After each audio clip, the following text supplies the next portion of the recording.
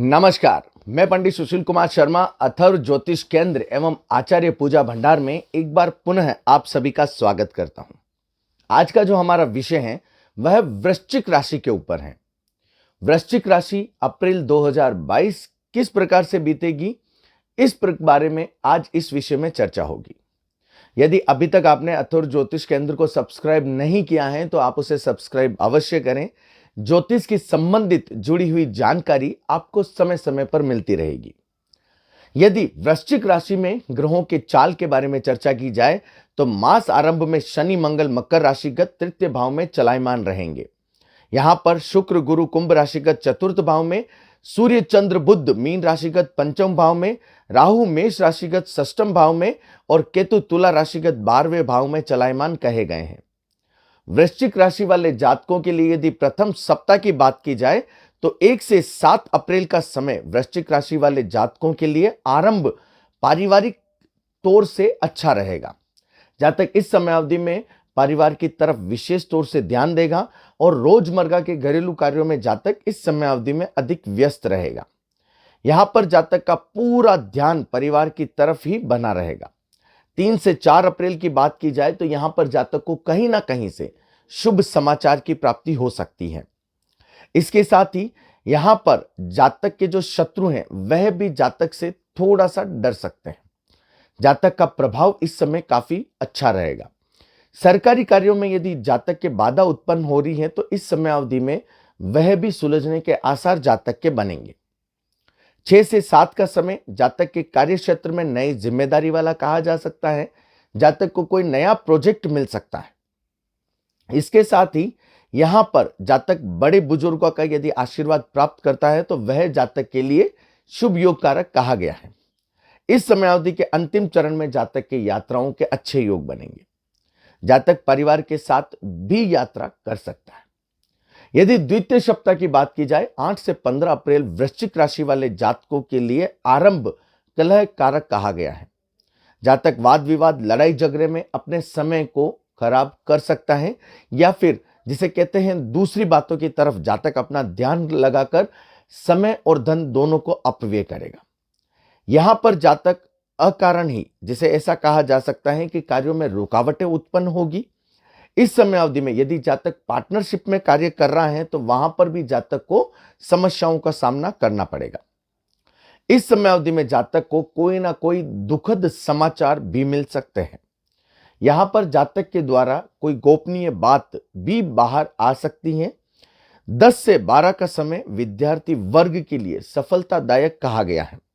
यहां पर जातक के लिए आर्थिक पक्ष भी थोड़ा मजबूत होगा। इसके साथ जातक धार्मिक क्रियाकलापों में भी अपना योगदान इस समय अवधि में देगा। यहां पर यदि वृश्चिक राशि वाले जातकों के लिए कहा जाए तो यह जो समय है यह भरपूर सहयोग कारक समय कहा जाता है। 13 से 14 अप्रैल में जातक किसी ना किसी कानूनी मसले के ऊपर चर्चा कर सकता है। 15 को जातक के पहले से हालात जो आर्थिक हैं वह अनुकूल होंगे और जातक को व्यापार पर निवेश करने के योग इस समय अवधि में बनेंगे।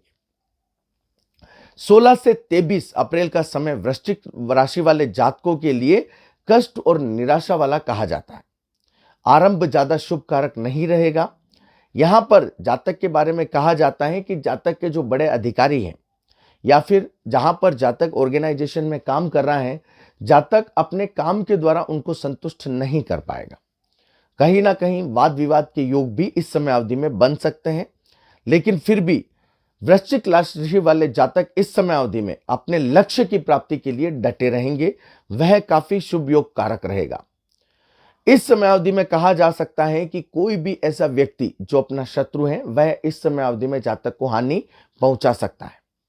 जितना हो सके किसी भी अपरिचित व्यक्ति या अजनबी व्यक्ति के साथ में जातक ज्यादा बातचीत ना करें, वह जातक के लिए अच्छा रहेगा। जितनी दूरी बनाकर चलेंगे उतना शुभ कारक है। 19 से 20 अप्रैल का समय जातक के लिए ऐसा कहा जा सकता है कि चंद्रमा राशि में आने के कारण अनुकूल परिस्थिति देगा। जातक परिवार, समाज व कार्य क्षेत्र में अपनी जिम्मेदारियों को पूर्ण तरीके से निर्वहन करेगा। 21 से 22 का समय मिश्रित फलकारक समय कहा जाता है। यहां पर जातक को मिले जुले परिणाम प्राप्त होंगे। 23 को धन आवक हो सकती है। जातक के रुका हुआ पैसा जातक को प्राप्त हो सकता है। 24 से 30 अप्रैल के समय यदि वृश्चिक राशि वाले जातकों की बात की जाए तो इस सप्ताह आरंभ जातक के लिए लाभदायक रहेगा। यहां पर जातक थोड़ा सा पारिवारिक चिंता से परेशान हो सकता है, लेकिन नौकरी व कार्य क्षेत्र में जातक के बेहतरी के योग बनेंगे।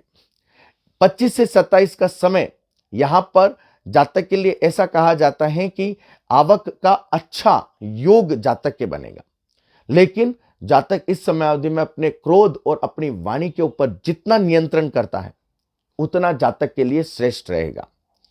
यहां पर जातक को कोई ना कोई मुसीबत में फंसा सकता है। जातक निर्णय लेने से पहले सोच विचार लें। यहां पर जातक नए वाहन खरीद सकता है या वाहन के संबंधित जातक के निवेश के योग भी इस समय अवधि में बनेंगे। 28 से 29 का समय गुरु चंद्र योग जातक की कुंडली में बनेगा। यह जातक को धन आगमन के प्रबल योग कराता है। जातक को इस समय अवधि में ऐसा कहा जा सकता है कि व्यापारिक लाभ के प्रबल योग बनते हैं। यदि नौकरी पेशे में जातक हैं तो यह जो चक्र है यह जातक को वहां पर पदोन्नति के अवसर पैदा करवाता है। घर में किसी भी मेहमान का आगमन हो सकता है। अंतिम चरण संपत्ति संबंधित जातक को शुभ समाचार मिलेंगे। जातक जमीन वाहन की खरीद फरोख्त कर सकता है। यदि अभी तक आपने अथर्व ज्योतिष केंद्र को सब्सक्राइब नहीं किया है तो आप उसे सब्सक्राइब अवश्य करें। ज्योतिष के संबंधित जुड़ी हुई जानकारी आपको इस चैनल के माध्यम के द्वारा समय समय पर मिलती रहेगी। आपका दिन मंगलमय हो। हरि कृष्ण।